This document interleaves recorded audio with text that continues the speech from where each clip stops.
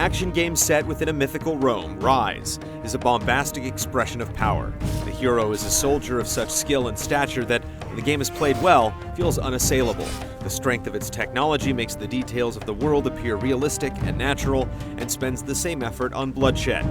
With these strengths, Ryse finds a certain measure of glory, but it has its limits. Next-gen gaming wasn't built in a day. The technical prowess of Ryse is made clear in the game's opening moments, and it's not long after that the game demonstrates an aptitude for legionary warfare. The destruction of Rome's enemies is accomplished with the most straightforward weapons of war, and fighting can be rhythmic and precise. One button strikes with your gladius, another button bashes with your shield, which also functions to brush aside incoming attacks with a well-timed button press. This last action is crucial to your survival, and efficiently butchering your opponents is largely a matter of timing.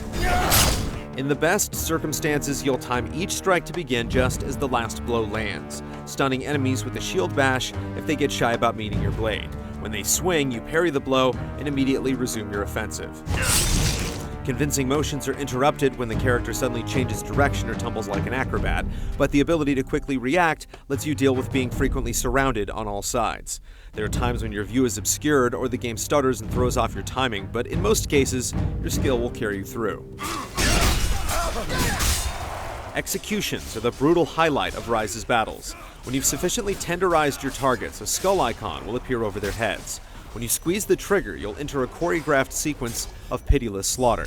These executions can become increasingly extravagant as you land more consecutive hits, attaching dramatic weight to the act of killing. The spectacle provides room to breathe in the midst of hectic fights and lets you relish your dominance for a moment, but you'll be allowed to become an increasingly detached spectator as you repeat the same actions ad infinitum. Your victims too often look like willing participants in their own murders, sliding into place like props or appearing to charge in or fall on cue.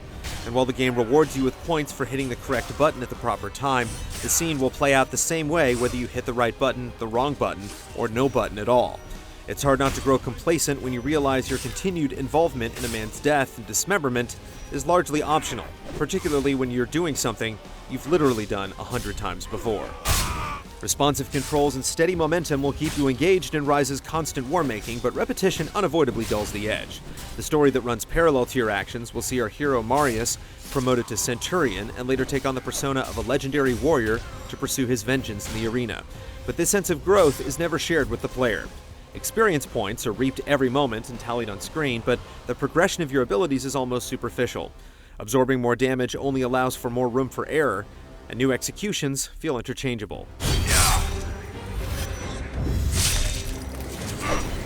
Nearly every attempt to build on Ryse's solid foundation feels insubstantial. You can select what the game calls perks using the D-pad, allowing different methods of executions which confer small bonus effects. It's overcomplicated and poorly integrated, and it rarely feels worthwhile. Restoring your health is the only truly indispensable option, and while you may sometimes want to build focus faster to go into a time-slowing frenzy, this highly effective attack looks less than impressive. Steady shades! Hold testudo!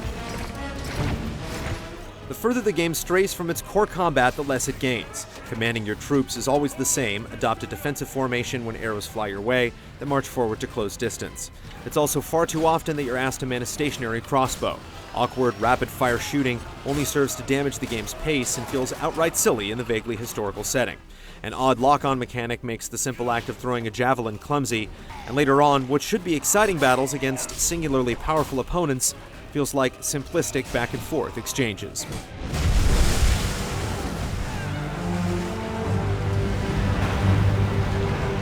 There's evidence of wasted effort here, but the beauty of the world feels like the result of concentrated Herculean labor. The visual fidelity is impressive, and Ryse effectively plays with light and sound to create effective shifts in mood. If only the endless killing felt as dynamic as the atmosphere.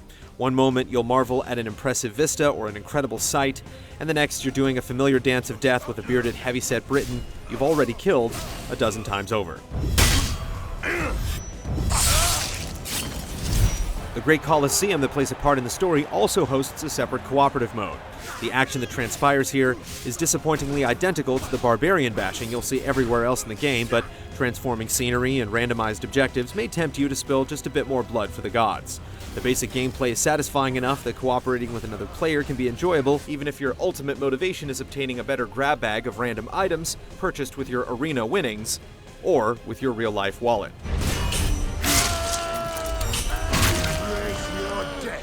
Ryse is well suited to make its entrance alongside a new console, as some of its faults can be overlooked for its commendable bravado and convincing demonstration of power. The bloody spectacle of war and gladiatorial combat are thrilling to behold, and Ryse demonstrates competence, even if it falls short of mastery.